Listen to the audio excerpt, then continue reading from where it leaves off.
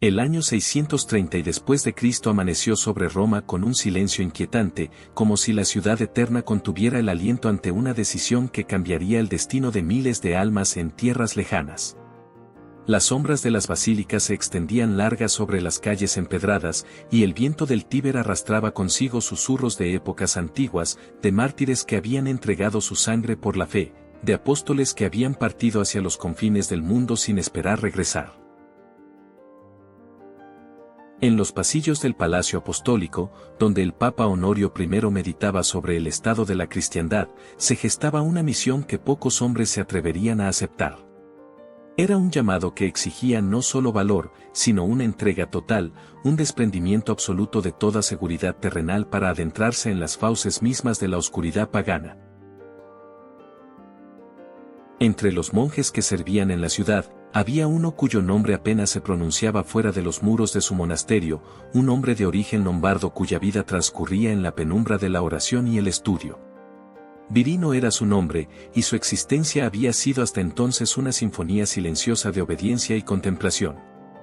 No poseía riquezas, no provenía de linaje noble, no había realizado milagros que hicieran temblar la tierra o resucitado muertos ante multitudes maravilladas. Era simplemente un monje, un hombre que había entregado su juventud al servicio de Dios en la quietud del claustro, donde el canto de los salmos marcaba el ritmo de los días y las noches se fundían en vigilia y adoración. Pero en el corazón de aquel hombre humilde ardía una llama que el cielo había encendido desde su nacimiento, una sed de almas que pronto habría de manifestarse en toda su magnitud. ¿Cómo puede un hombre saber que su destino no es permanecer en la seguridad del hogar, sino partir hacia lo desconocido? ¿Qué voz interior le dice que debe dejar todo lo familiar para adentrarse en tierras donde su propia vida pende de un hilo? Cuando el Santo Padre convocó a Virino ante su presencia, el monje sintió en su interior un vértigo que no era temor, sino reconocimiento. Reconocimiento de que aquel momento había sido escrito en los designios eternos de Dios mucho antes de que él naciera. El Papa Honorio, con la autoridad que Cristo mismo había conferido a Pedro y sus sucesores, le habló de una misión que haría temblar el infierno, evangelizar a los sajones occidentales de Britania, un pueblo feroz y guerrero que aún se postraba ante ídolos mudos y ofrecía sacrificios a dioses que no podían salvar. Las palabras del pontífice cayeron sobre Virino como piedras lanzadas a un lago tranquilo, generando ondas que alcanzarían costas que aún no podía imaginar. Los sajones occidentales, le explicó el Papa, eran un pueblo que habitaba en la región de Wessex, una tierra donde el Evangelio no había penetrado, donde ningún predicador se había atrevido a plantar la cruz de Cristo. Eran descendientes de invasores germánicos que habían conquistado Britania con espada y fuego, expulsando a los cristianos britanos y estableciendo sus propios reinos paganos. Adoraban a Woden y a Tunor, dioses de guerra y tormenta, y consideraban la debilidad una deshonra mayor que la muerte misma. Enviar a un misionero a aquellas tierras era como arrojar una oveja entre lobos hambrientos, sabiendo que solo el poder divino podría preservarla. Sin embargo, Virino no retrocedió ni buscó excusas que lo eximieran de tan peligrosa empresa. En la soledad de su celda, durante las noches previas a su partida, el monje lombardo luchó con fuerzas invisibles que buscaban sembrar la duda en su corazón. ¿Era él digno de tal misión? ¿No había hombres más santos, más elocuentes, más capaces que él para llevar la palabra de Dios a los paganos? La tentación de la falsa humildad, ese veneno sutil que se disfraza de virtud, susurraba en sus oídos que debía declinar, que otro hombre más preparado debía ir en su lugar. Pero en lo profundo de su alma, donde el Espíritu Santo había hecho morada, una certeza inquebrantable se levantaba como torre inexpugnable. No era su fuerza la que convertiría a los sajones, sino la gracia de Dios obrando a través de su debilidad. San Pablo no había dicho acaso que el poder de Cristo se perfecciona en la flaqueza, que Dios elige lo necio del mundo para confundir a los sabios, lo débil para avergonzar a los fuertes. Antes de partir hacia Britania, Virino debía recibir la consagración episcopal, pues solo un obispo podía establecer una iglesia y conferir los sacramentos con plena autoridad apostólica. El Papa Honorio dispuso que Asterio, obispo de Génova, realizara la ordenación. En una ceremonia solemne, mientras las manos del obispo descansaban sobre la cabeza de Virino y las palabras de consagración eran pronunciadas en latín antiguo, el monje lombardo sintió un peso descender sobre sus hombros que no era opresivo, sino liberador. Era el yugo de Cristo, ligero y suave, que transformaba al hombre común en instrumento divino. Ya no era simplemente Virino el monje, sino Virino el obispo, embajador de Cristo ante un pueblo que aún no conocía a su Salvador. Con la imposición de las manos, recibió no solo la autoridad sacramental, sino una unción especial para enfrentar las potestades de las tinieblas que reinaban en Wessex. Los preparativos del viaje fueron escasos, pues un misionero verdadero no necesita equipaje abundante cuando lleva consigo la riqueza del Evangelio. Virino empacó algunos libros litúrgicos, los vasos sagrados necesarios para celebrar la misa, y poco más que las ropas que llevaba puestas. No había ejército que lo acompañara, no había embajada diplomática que garantizara su seguridad, no había respaldo político que lo protegiera de la violencia de los paganos. Iba solo, como el grano de trigo que debe caer en tierra y morir para dar mucho fruto. Al despedirse de Roma, mientras las cúpulas de las basílicas se difuminaban en la distancia, Virino comprendió que quizás nunca volvería a ver aquellas calles sagradas. Pero en su corazón no había tristeza, sino una paz que sobrepasa todo entendimiento, la paz de quien sabe que ha respondido afirmativamente al llamado más importante de su vida. El camino hacia el norte sería largo y peligroso, atravesando tierras que oscilaban entre la fe cristiana y la barbarie pagana. Cada milla recorrida lo acercaba más a un destino incierto, a un pueblo que podría recibirlo con hostilidad o incluso con violencia mortal. Pero Virino avanzaba con paso firme, sabiendo que no caminaba solo. Invisible pero real, la presencia de Dios lo acompañaba como columna de fuego en la noche y nube protectora en el día. Los ángeles del cielo habían recibido órdenes de custodiar sus pasos, y las oraciones de los fieles en Roma se elevaban como incienso ante el trono del Altísimo, intercediendo por aquel monje que se había convertido en guerrero espiritual. La batalla más grande de su vida estaba por comenzar, una batalla que no se libraría con espadas de hierro sino con el poder de la cruz, que no se ganaría con estrategia militar sino con amor sacrificial. El viaje desde el continente hasta las costas de Britania no era simplemente una travesía geográfica, sino un descenso progresivo hacia las profundidades de la oscuridad espiritual que cubría aquellas tierras como niebla perpetua. Virino cruzó los Alpes con paso firme pero corazón vigilante, atravesando valles donde aún resonaban ecos de antiguas batallas y montañas que parecían guardianes silenciosos de secretos milenarios. Cada aldea que encontraba en su camino mostraba grados diversos de cristianización, aquí una iglesia modesta pero digna, allá una cruz de madera que señalaba la victoria de Cristo sobre los antiguos cultos. Pero el obispo misionero sabía que más al norte, en las tierras que eran su destino final, ninguna cruz se alzaba, ninguna campana llamaba a los fieles, ningún altar consagrado ofrecía el sacrificio de la misa. Las Galias le ofrecieron hospitalidad en monasterios donde hermanos en Cristo oraban por el éxito de su misión, conscientes de que pocos hombres regresaban vivos de intentar evangelizar a los sajones. Estos monjes, curtidos en la vida contemplativa y el trabajo manual, miraban a Virino con una mezcla de admiración y temor, como quien contempla a un mártir que aún no ha derramado su sangre pero ya lleva en su frente el sello del sacrificio supremo. Le compartían pan y vino, le ofrecían descanso para su cuerpo fatigado, pero sobre todo le entregaban sus oraciones, conscientes de que en la batalla espiritual que se avecinaba, las súplicas de los justos serían más poderosas que cualquier espada terrenal. En aquellos breves momentos de comunión fraterna, Virino experimentaba un anticipo del cielo, la certeza de que la Iglesia Universal oraba por él incluso cuando estuviera completamente solo en territorio enemigo. ¿Qué pensamientos cruzaban la mente del obispo mientras se acercaba al mar que separaba el continente de Britania? ¿Imaginaba acaso el rostro de los reyes paganos que pronto enfrentaría, hombres endurecidos por la guerra y la violencia, cuyas manos habían derramado sangre inocente y cuyos oídos nunca habían escuchado el nombre de Jesucristo? Las crónicas de Beda el Venerable hablaban de los sajones como un pueblo feroz, descendiente de invasores germánicos que habían conquistado Britania con una brutalidad que había expulsado a los cristianos britanos hacia las regiones occidentales. Adoraban a Woden, dios supremo de su panteón, señor de la guerra y la sabiduría oscura, y a Tunor, dios del trueno que blandía su martillo sobre los cielos tormentosos. Sus templos, si así podían llamarse, eran bosques sagrados donde se realizaban sacrificios cuya naturaleza exacta horrorizaría a cualquier corazón cristiano. El estrecho que separa las Galias de Britania se extendía ante Virino como un abismo líquido que debía cruzar sin garantía de retorno. Las aguas grises y agitadas del canal parecían protestar contra su paso, como si las mismas fuerzas del infierno hubieran agitado las olas para impedirle alcanzar su destino. El viento aullaba con furia inusitada, y los marineros que lo transportaban murmuraban entre ellos sobre mal augurio y espíritus inquietos.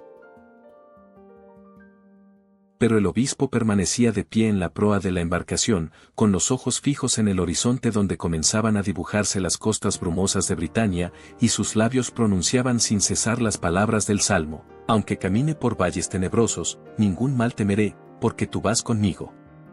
La fe que ardía en su pecho era como antorcha que ningún viento podía apagar, ninguna tormenta podía extinguir, porque había sido encendida por el mismo Dios que calmó las aguas del lago de Galilea.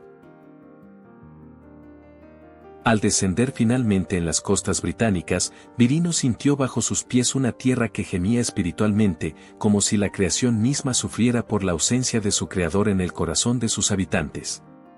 Las primeras aldeas que encontró estaban habitadas por sajones cuyas miradas eran duras como el hierro de sus espadas, hombres y mujeres cuyas vidas transcurrían en un ciclo interminable de trabajo, guerra y muerte, sin esperanza de redención, sin conocimiento de que existía un amor más grande que el de sus clans, un rey más poderoso que sus señores terrenales.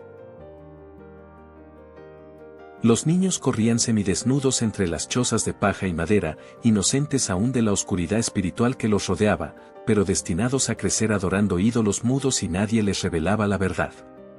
El corazón del obispo se desgarraba ante aquel espectáculo, pero no era una tristeza paralizante sino un dolor fértil, como el del sembrador que llora mientras arroja la semilla en la tierra.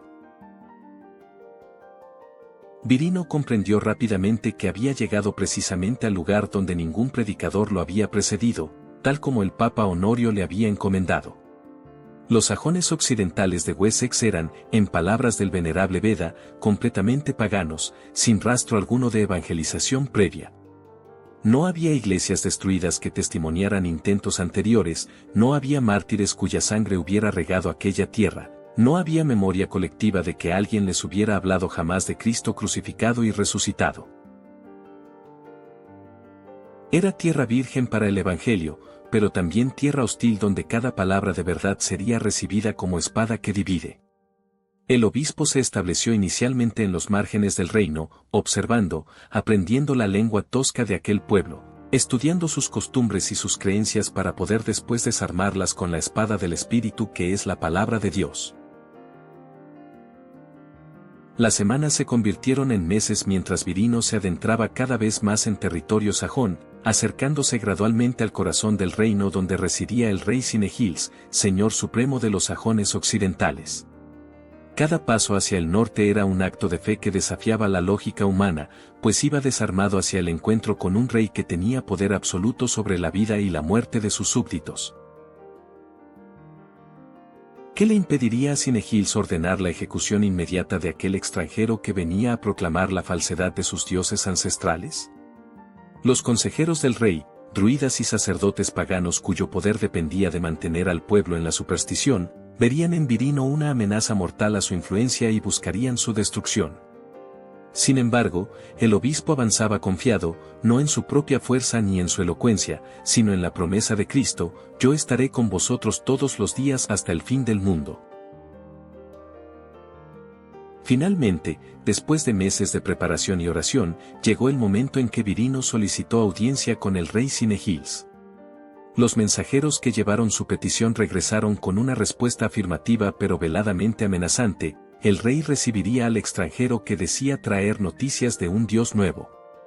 En la noche previa al encuentro, mientras el obispo velaba en oración bajo las estrellas que brillaban indiferentes sobre paganos y cristianos por igual, una paz sobrenatural descendió sobre su alma. No era la paz de quien ignora el peligro, sino la paz de quien sabe que su vida está en manos de Dios y que incluso el martirio sería victoria. Al amanecer del día señalado, Virino se puso en marcha hacia el salón real, llevando consigo únicamente su cruz pectoral, su báculo episcopal y el evangelio. La batalla decisiva por el alma de Wessex estaba por comenzar. El salón del rey Cinegils no era un palacio de mármol como los que adornaban Roma, sino una construcción de madera y paja donde el humo de las antorchas se mezclaba con el olor a cerveza fermentada y carne asada. Las vigas del techo estaban decoradas con escudos de guerra y armas conquistadas en batalla, testimonios silenciosos de un reino forjado con hierro y sangre.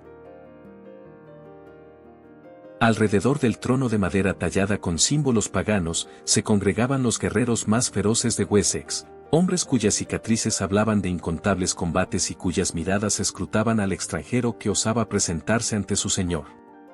Cuando Virino cruzó el umbral de aquel salón, cada paso resonó como trueno en el silencio tenso que súbitamente se había apoderado del recinto, pues todos sabían que aquel encuentro no era simplemente político, sino un choque entre dos mundos irreconciliables. El rey Cinegils, sentado en su trono elevado, observaba al obispo con la penetrante mirada de quien ha aprendido a discernir la verdad de la mentira en el campo de batalla. Era un hombre curtido por décadas de guerra contra mercianos y britanos, cuyas manos habían empuñado la espada desde la adolescencia y cuyo corazón conocía únicamente el código de honor germánico, lealtad al clan, valor en la batalla, y gloria en la muerte heroica. Adoraba a Woden, el dios tuerto que había sacrificado su ojo por la sabiduría, y a Tunor, cuyo martillo protegía a los guerreros sajones de sus enemigos. Para un rey como él, los dioses eran reales porque habían concedido victoria a su pueblo, porque sus templos en los bosques sagrados resonaban con el poder ancestral de siglos. ¿Qué podía ofrecerle aquel monje desarmado que hablaba de un dios crucificado, de un rey que había muerto como esclavo en un madero? Pero Virino no había venido a negociar términos humanos ni a buscar compromisos políticos que diluyeran la verdad del Evangelio. El obispo avanzó hasta el centro del salón con una dignidad que no provenía de linaje noble ni de respaldo militar, sino de la certeza absoluta de ser embajador del Rey de Reyes. Sus ojos, serenos como lago en calma, se encontraron con la mirada desafiante de Cinegils, y en ese instante se libró una batalla invisible pero real entre la luz y las tinieblas. El demonio que había mantenido esclavizado a aquel pueblo durante generaciones sintió temblar su dominio, pues reconocía en aquel hombre humilde la autoridad de aquel que lo había vencido en la cruz. Los consejeros paganos que rodeaban al rey murmuraban entre sí con inquietud creciente, conscientes de que sus privilegios y su poder dependían de mantener al monarca alejado de cualquier influencia cristiana. ¿Cómo explicar lo inexplicable? ¿Cómo traducir el misterio de la encarnación a una mente formada únicamente en la mitología germánica? Virino comenzó a hablar en la lengua sajona que había aprendido durante sus meses de preparación, y sus palabras no eran discurso filosófico abstracto sino proclamación profética que penetraba hasta las profundidades del alma. Habló de un Dios que no era como Woden, sediento de sacrificios humanos, sino Padre amoroso que había sacrificado a su propio Hijo por la salvación de la humanidad. Describió a Cristo no como un guerrero que conquista con espada, sino como el verdadero rey que vence a la muerte misma y ofrece vida eterna a quienes creen en él. Cada palabra era como flecha de luz disparada contra las murallas de oscuridad que rodeaban el corazón del rey, y aunque los consejeros paganos intentaban interrumpir con objeciones y burlas, Cinegils alzó su mano ordenándole silencio, fascinado por algo en el mensaje de aquel extranjero que resonaba como verdad en lo más profundo de su ser. El rey planteó entonces la pregunta que definiría el destino de su reino: si el dios cristiano era realmente más poderoso que los dioses ancestrales de los sajones, ¿dónde estaba su ejército? ¿Dónde estaban sus conquistas visibles? Virino respondió con una narración que transformó el salón en teatro celestial, relató la historia de la pasión, cómo el Hijo de Dios había permitido que sus enemigos lo crucificaran, Como había descendido al reino de los muertos y había liberado a las almas que esperaban la redención, como había resucitado al tercer día venciendo el último enemigo que es la muerte. La resurrección no era mito ni leyenda, proclamó el obispo con voz que temblaba de emoción contenida, sino hecho histórico atestiguado por centenares de testigos que habían preferido morir antes que negar lo que sus ojos habían visto. Este Cristo resucitado ofrecía a Cinegils algo que ningún dios pagano podía dar, no solo victoria en esta vida efímera, sino vida eterna en el reino de los cielos donde no hay más guerra, ni dolor, ni muerte. Pero la providencia divina había preparado un elemento adicional que sellaría la conversión del rey sajón. En aquellos mismos días, Cinegils estaba negociando una alianza crucial con Oswald, el poderoso rey de Northumbria, para enfrentar juntos la amenaza de los mercianos que presionaban las fronteras de Wessex. Oswald era cristiano, bautizado en la fe durante su exilio en Escocia, y había establecido firmemente el cristianismo en su propio reino con la ayuda del santo monje Aidan de Lindisfarne. Cuando los mensajeros de Oswald comunicaron a Cinegils que el rey northumbriano no sellaría alianza con un pagano, que únicamente se uniría en hermandad con quien compartiera su fe en Cristo, el dilema político se convirtió en encrucijada espiritual. ¿Era acaso coincidencia que precisamente cuando Virino predicaba sobre Cristo, la necesidad estratégica del reino exigiera la conversión? El obispo proclamó que no era coincidencia sino providencia, que Dios mismo estaba orquestando los acontecimientos para conducir al rey y su pueblo hacia la salvación. Durante días, Cinegils luchó interiormente con la decisión más trascendental de su vida. Sus consejeros paganos le advertían que abandonar a los dioses ancestrales traería maldición sobre el reino, que los espíritus ofendidos se vengarían con hambrunas y derrotas militares. Pero en su corazón, el rey sentía algo que nunca había experimentado ante los altares de Woden, una atracción inexplicable hacia aquel dios que había muerto por amor, una sed de algo más grande que la gloria terrenal. Un hambre de eternidad que ningún festín en el Valhalla podía satisfacer. Virino oraba sin cesar, ayunaba y se postraba ante el Santísimo pidiendo la conversión del monarca, sabiendo que de su decisión dependía el destino espiritual de miles de almas. Las fuerzas del infierno intensificaban sus ataques, enviando pesadillas al rey, sembrando confusión entre sus guerreros, pero el poder de la oración del santo obispo era mayor que todas las acechanzas demoníacas. Finalmente, en un momento que los ángeles del cielo celebraron con júbilo inefable, Cinegils pronunció las palabras que cambiarían la historia de Wessex para siempre, aceptaba a Cristo como su Señor y Salvador, renunciaba a los dioses falsos de sus ancestros y solicitaba el bautismo. No fue decisión tomada por cálculo político ni por conveniencia estratégica, sino rendición genuina del alma ante la verdad que Virino había proclamado con poder del Espíritu Santo. El obispo cayó de rodillas en acción de gracias, lágrimas de gozo corriendo por su rostro mientras alababa a Dios por la misericordia mostrada a aquel pueblo que había permanecido en tinieblas durante generaciones. Los muros espirituales que Satanás había construido alrededor de Wessex comenzaban a derrumbarse, y la luz del Evangelio penetraba finalmente en un reino que pronto sería baluarte de la cristiandad. La batalla más difícil había sido ganada, no con estrategia humana sino con el poder de la cruz. El día señalado para el bautismo del rey Cinegils amaneció con una claridad inusual, como si el mismo cielo hubiera ordenado a las nubes dispersarse para contemplar el acontecimiento que cambiaría el curso de la historia de Wessex. El río Támesis fluía sereno junto a Dorchester, sus aguas reflejando el azul intenso del firmamento, ajenas al drama espiritual que estaba por desarrollarse en sus orillas.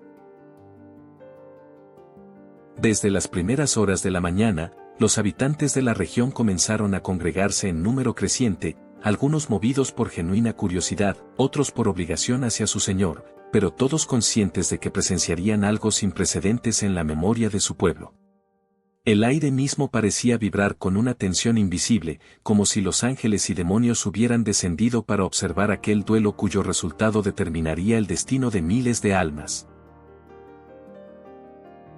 Virino había pasado la noche entera en vigilia de oración, postrado ante el crucifijo que había traído consigo desde Roma, intercediendo por la gracia que estaba por derramarse sobre aquel reino pagano. Su cuerpo temblaba no de frío ni de agotamiento, sino de la emoción contenida de quien sabe que está por administrar el sacramento más transformador que existe, aquel que arranca al alma de las garras de Satanás y la injerta en el cuerpo místico de Cristo. Durante aquellas horas de oscuridad, el obispo había sentido la presencia tangible de las fuerzas demoníacas intentando impedir el bautismo, enviando pensamientos de duda y temor, sugiriendo que la conversión del rey era superficial, que todo era teatro político sin genuina transformación interior. Pero Virino rechazaba cada tentación con las palabras de las Escrituras, consciente de que el demonio siempre ataca con mayor furia cuando está por perder su dominio sobre almas que había esclavizado durante generaciones. ¿Puede un solo sacramento realmente transformar a un hombre que ha vivido décadas enteras adorando ídolos falsos y derramando sangre en guerras sin fin? ¿Es posible que las aguas bautismales laven no solo los pecados personales sino también la maldición ancestral que había mantenido a todo un pueblo en esclavitud espiritual? La teología católica responde con un sí rotundo, pues el bautismo no opera por poder humano sino por la omnipotencia divina que obra a través de los elementos materiales consagrados. Cuando Cinegils descendió hasta la orilla del río, vestido con túnica blanca de catecúmeno, su rostro mostraba una mezcla de solemnidad y vulnerabilidad raramente vista en un guerrero sajón.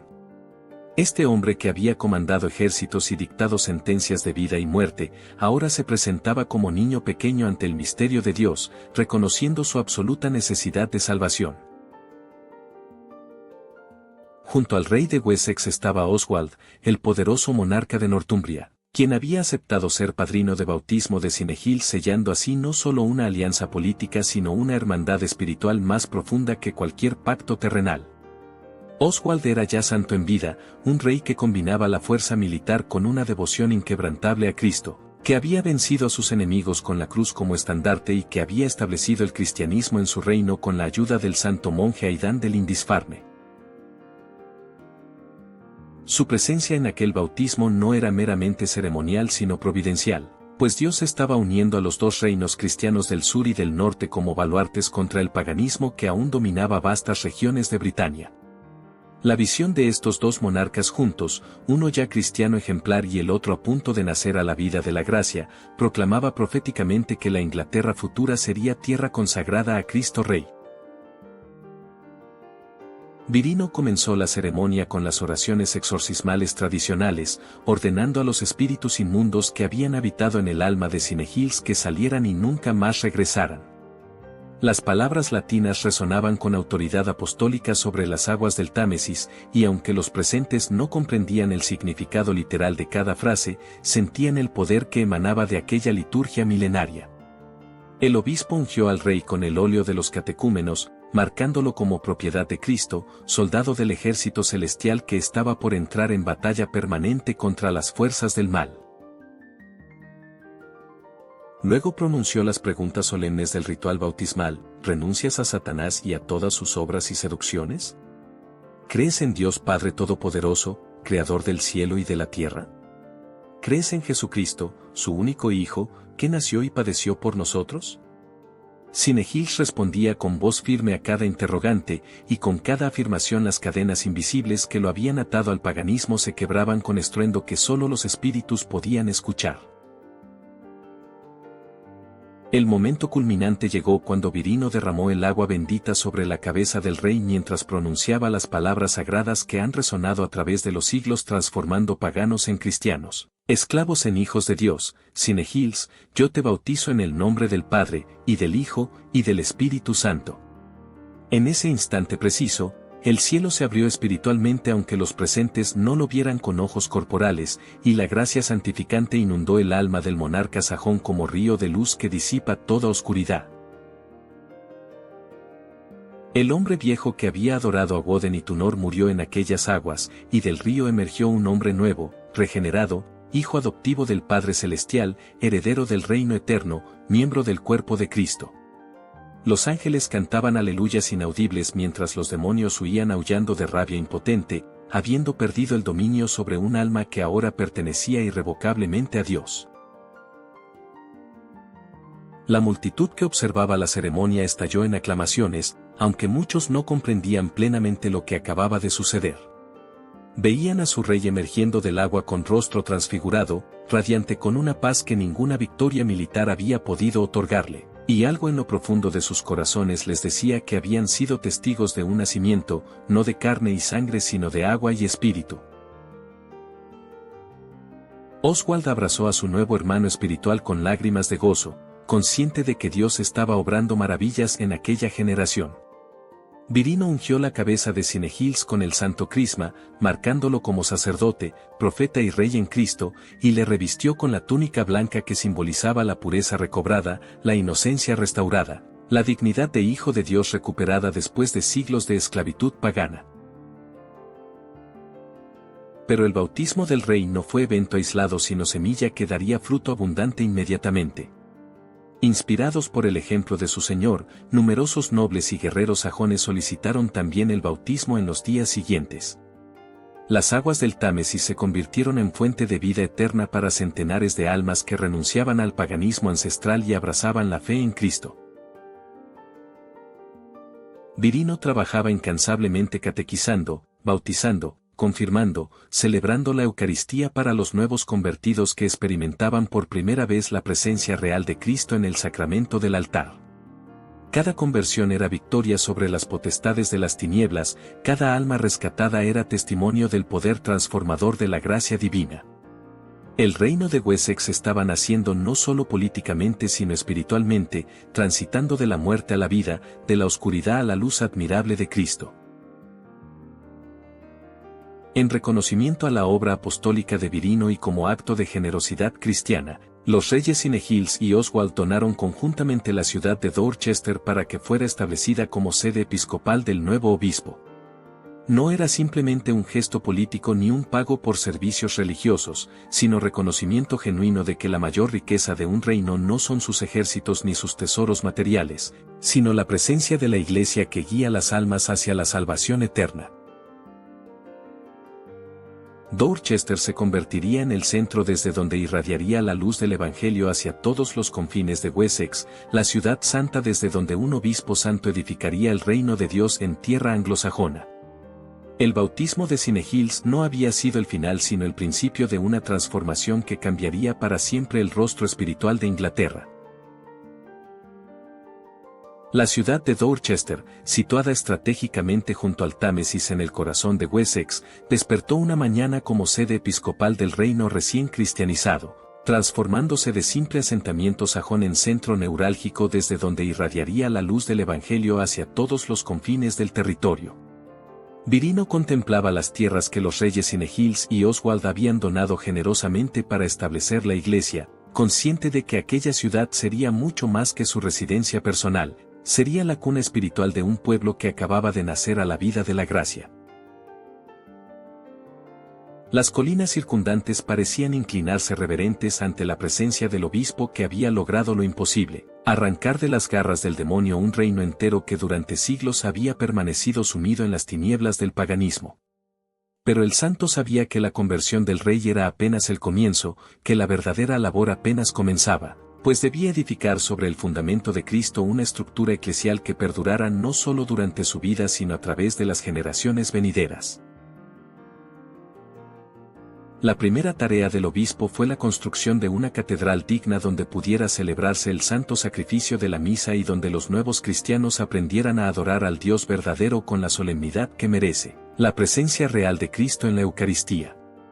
Las manos que habían empuñado espadas ahora levantaban piedras para edificar el templo del Señor, y aquellos guerreros sajones que antes construían fortificaciones para la guerra ahora erigían muros para la gloria de Dios.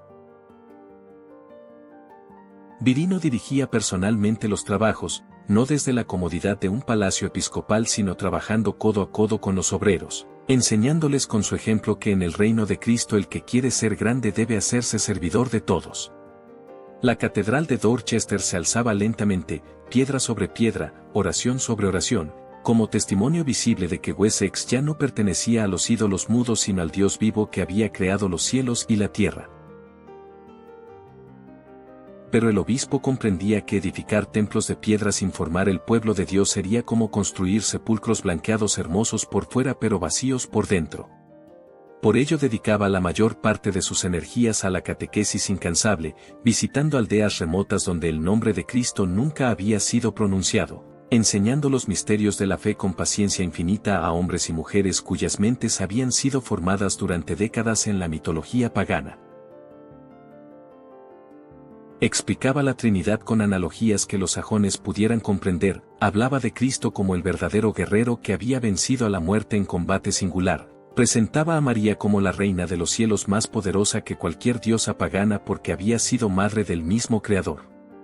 Cada conversión era batalla ganada contra las fuerzas demoníacas que no cedían su dominio sin lucha feroz, y Virino experimentaba ataques espirituales constantes que solo podía resistir con oración, ayuno y confianza absoluta en la protección divina. ¿Cómo transformar una cultura entera construida sobre siglos de paganismo en una civilización cristiana donde la ley de Dios rija no solo los corazones individuales sino también las estructuras sociales? El obispo trabajaba estrechamente con el rey Sinegils en la promulgación de leyes cristianas que protegieran a los débiles, defendieran la santidad del matrimonio, castigaran el asesinato y el robo, establecieran el domingo como día sagrado de descanso y adoración. Lo que antes se resolvía con venganza de sangre ahora debía someterse a la justicia inspirada en el Evangelio, lo que antes se decidía consultando a adivinos paganos ahora debía discernirse con la luz de la fe católica. No era imposición tiránica sino liberación verdadera, pues el yugo de Cristo es suave y su carga ligera comparada con la esclavitud brutal bajo la cual gemía el pueblo sajón en su paganismo ancestral.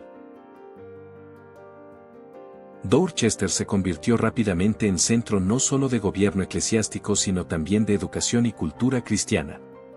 Virino estableció una escuela donde los niños sajones aprendían a leer y escribir en latín, estudiaban las sagradas escrituras, memorizaban los salmos que la Iglesia había cantado durante siglos. Estos niños, primera generación de sajones occidentales educados en la fe católica, serían quienes preservarían y transmitirían el cristianismo a sus propios hijos, garantizando que la conversión no fuera superficial ni temporal sino profunda y permanente. El obispo formaba también a hombres jóvenes que sentían vocación al sacerdocio, instruyéndolos en la teología, preparándolos para celebrar los sacramentos, infundiéndoles el amor por las almas que había ardido en su propio corazón desde que aceptara la misión del Papa Honorio. Cada sacerdote ordenado multiplicaba exponencialmente el alcance de la evangelización, pues podía llevar a Cristo a lugares donde el obispo no podía llegar personalmente. Desde Dorchester, Virino expandía constantemente las fronteras del reino de Dios, fundando iglesias en cada aldea significativa de Wessex como faros que disipaban la oscuridad pagana con la luz de Cristo. Cada nueva iglesia era consagrada con ceremonia solemne donde el obispo bendecía el altar, depositaba reliquias de mártires romanos traídas desde el continente, enseñaba al pueblo congregado que aquel edificio no era simplemente construcción humana sino morada de Dios entre los hombres. Los sajones, acostumbrados a adorar en bosques sombríos y lugares ocultos, ahora aprendían que el Dios verdadero no se esconde en penumbras sino que habita en medio de su pueblo en el sacramento del altar. Las iglesias se llenaban de conversos ávidos de escuchar la predicación del Evangelio, de recibir los sacramentos, de experimentar la presencia de Cristo en la Eucaristía que transformaba radicalmente sus vidas. Aunque la conversión de Wessex avanzaba con éxito asombroso, Virino sabía que la batalla espiritual nunca cesa en esta vida, que el demonio constantemente buscaba recuperar el terreno perdido sembrando herejías, fomentando la tibieza espiritual, tentando a los conversos a regresar a sus antiguas prácticas paganas. El obispo combatía estas amenazas con vigilancia constante, visitando personalmente las comunidades cristianas, corrigiendo errores doctrinales antes de que echaran raíces, animando a los débiles en la fe, fortaleciendo a los que tambaleaban bajo las pruebas.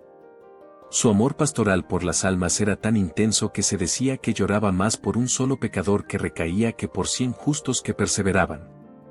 Esta combinación de firmeza doctrinal con ternura misericordiosa hacía de Virino no solo un obispo eficaz sino un padre espiritual amado por su pueblo. Los años transcurrían y el rostro de Wessex se transformaba visiblemente, donde antes había templos paganos ahora se alzaban cruces, donde antes resonaban cantos a Woden ahora se elevaban himnos a Cristo, Donde antes se ofrecían sacrificios sangrientos a ídolos mudos, ahora se celebraba el santo sacrificio de la misa. Las generaciones que crecían bajo el episcopado de Virino ya no conocían el paganismo sino por relatos de sus padres, para ellos Cristo era su único Señor y la Iglesia su única madre. Esta transformación cultural y espiritual tan profunda en tan poco tiempo era testimonio irrefutable de que Virino no trabajaba con fuerza humana sino con poder divino, que no edificaba según sabiduría terrenal sino según el plan eterno de Dios para la salvación de aquel pueblo. Wessex se había convertido en Tierra Santa, y desde Winchester hasta los confines del reino, cada iglesia proclamaba la victoria de Cristo sobre las potestades de las tinieblas. El obispo había plantado la semilla del Evangelio en tierra que parecía estéril, la había regado con sudor de trabajo apostólico incansable, y ahora contemplaba el árbol robusto que había crecido ofreciendo sombra y fruto a miles de almas. Dorchester resplandecía como ciudad puesta sobre el monte que no puede ocultarse, y desde ella la luz del cristianismo continuaría irradiando a través de los siglos venideros. Virino había cumplido la misión imposible que el Papa Honorio le había encomendado, había convertido a los reyes de la oscuridad anglosajona en príncipes del reino de Cristo. La estructura eclesial que había establecido perduraría incluso cuando su cuerpo mortal descansara en la tierra, pues había edificado sobre roca firme que ninguna tormenta podría destruir. El año 650 amaneció sobre Dorchester con un cielo plomizo que parecía presagiar la partida de quien había sido luz resplandeciente en medio de la oscuridad anglosajona. Virino, el obispo que había transformado un reino entero con la fuerza del Evangelio, sentía en su cuerpo las señales inequívocas de que su peregrinación terrestre llegaba a su término. Las décadas de trabajo apostólico incansable, los viajes extenuantes a través de tierras hostiles, los ayunos prolongados y las vigilias nocturnas habían cobrado su tributo en aquel cuerpo mortal que ahora se debilitaba progresivamente. Pero mientras su fuerza física declinaba, su espíritu ardía con intensidad creciente, consciente de que pronto comparecería ante el tribunal de Cristo para dar cuenta de la misión que le había sido encomendada. En los últimos días de su vida, el santo obispo reunió a sus discípulos y al pueblo que tanto amaba para impartirles las últimas enseñanzas que resonarían a través de los siglos. ¿Qué palabras pronuncia un santo cuando sabe que está despidiéndose de este mundo? ¿Qué legado deja quien ha entregado cada momento de su existencia a la salvación de almas? Virino no habló de sus logros ni enumeró las iglesias que había fundado o los miles que había bautizado, pues sabía que toda gloria pertenece únicamente a Dios. En lugar de ello, exhortó a los sajones convertidos a permanecer firmes en la fe que habían recibido, a no regresar jamás a las prácticas paganas de sus ancestros, a transmitir el tesoro del Evangelio a sus hijos y a los hijos de sus hijos hasta que Cristo regresara en gloria. Les recordó que la conversión no es evento único sino proceso continuo de transformación, que cada día deben morir al hombre viejo y revestirse del hombre nuevo creado según Dios en justicia y santidad. Sus palabras eran testamento espiritual que guiaría a Wessex durante las generaciones venideras, asegurando que la semilla plantada con su sangre y sudor daría fruto abundante.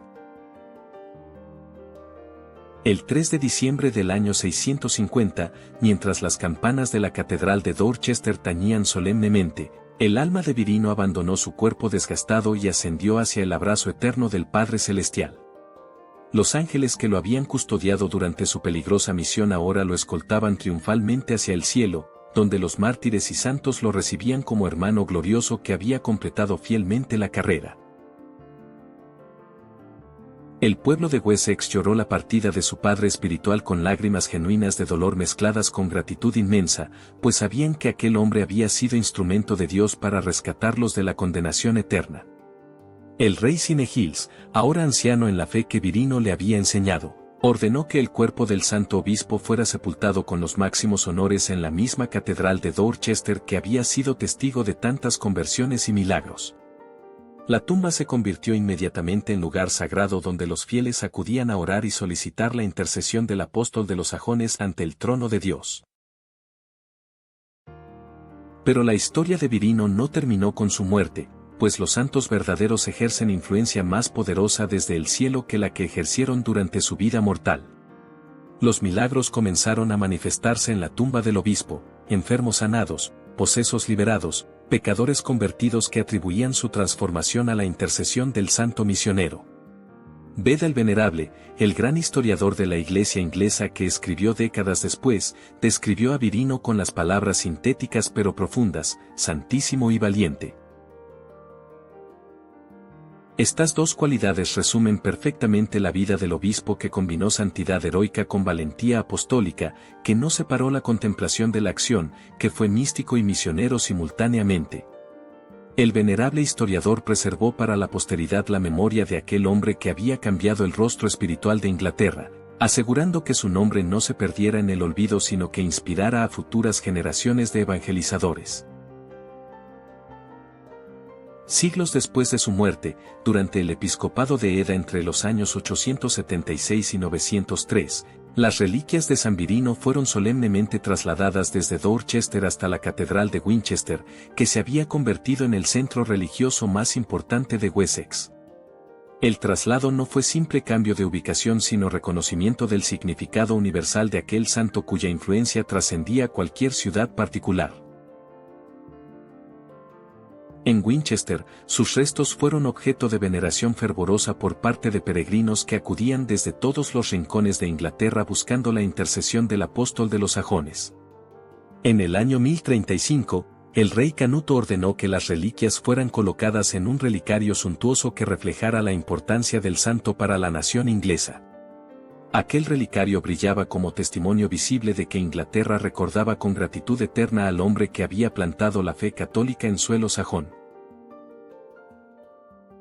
Pero toda gloria terrenal es temporal, y en el siglo XVI la tormenta de la Reforma protestante barrió Inglaterra destruyendo sistemáticamente los santuarios de los santos católicos. En el año 1539, probablemente, el relicario de San Virino en Winchester fue profanado y destruido por orden del rey Enrique VIII, cuya apostasía había sumido a Inglaterra en cisma con Roma. Los huesos del santo fueron dispersados o escondidos por católicos devotos que arriesgaban sus vidas para preservar las reliquias sagradas. La abadía de San Pedro y San Pablo en Dorchester, fundada en el siglo XII en el sitio de la primera sede episcopal de Virino, había sido disuelta en 1535 y convertida en templo anglicano. Parecía que la memoria del gran evangelizador sería borrada, que su legado sería olvidado, que las tinieblas del error triunfarían sobre la luz que él había encendido. Pero Dios no permite que la verdad sea destruida permanentemente, y el testimonio de San Virino perduraría a pesar de todos los intentos humanos por suprimirlo. Hoy, más de 1400 años después de que aquel monje lombardo desembarcara en las costas de Wessex, su ejemplo continúa resonando con poder profético. En una época donde el paganismo resurge bajo nuevas formas, donde la cultura occidental abandona sus raíces cristianas, donde muchos consideran imposible la evangelización de sociedades secularizadas, la vida de San Virino proclama que un solo hombre armado únicamente de fe puede transformar naciones enteras. No necesitó ejércitos ni poder político, no dependió de estrategias de marketing ni de recursos materiales abundantes, sino que confió totalmente en el poder de la cruz y la gracia del Espíritu Santo. Su legado desafía la cobardía espiritual contemporánea que se conforma con administrar la decadencia en lugar de evangelizar con audacia apostólica. El apóstol de los sajones llama desde el cielo a una nueva generación de misioneros que, como él, estén dispuestos a arriesgarlo todo por la salvación de las almas. La Iglesia Católica, restaurada en Inglaterra después de siglos de persecución, honra la memoria de San Virino con iglesias dedicadas a su nombre, incluida una en Dorchester misma, símbolo de que la fe que él plantó nunca fue completamente extinguida. Cada 3 de diciembre, su fiesta litúrgica recuerda a los fieles que la santidad no es abstracción teórica sino realidad concreta encarnada en hombres y mujeres que responden generosamente al llamado divino. San Virino intercede desde el cielo por Inglaterra y por todos los evangelizadores que enfrentan la hostilidad del mundo, recordándoles que la victoria ya ha sido ganada en la cruz de Cristo. Su vida es testimonio eterno de que cuando Dios llama, también capacita, que ninguna misión es imposible para quien confía totalmente en la providencia divina. El monje misterioso que un día partió de Roma hacia tierras desconocidas se ha convertido en apóstol eterno cuyo ejemplo trasciende siglos y fronteras, proclamando hasta el fin de los tiempos que Cristo es la única esperanza para la humanidad perdida.